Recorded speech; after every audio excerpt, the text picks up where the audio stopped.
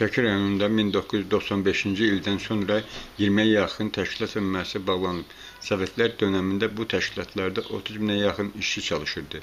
Özəlləşmə başlayandan bütün iri müəssisələr kimlər tərəfindənsə özəlləşdirildi.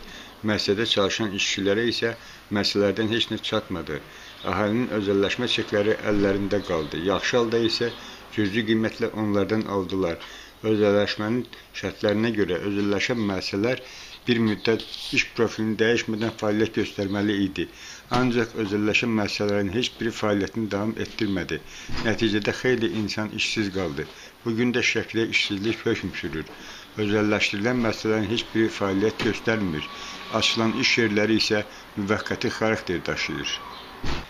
Təəssüf ki, Şəki rayon rəhbərliyi bildirir ki, son illərdə 12 min iş yeri açılıb. Ancaq bu iş yerlərinin harda açıldığı haqqında heç bir məlumat yoxdur. Əhali yenə də işsizdir ki, işsiz.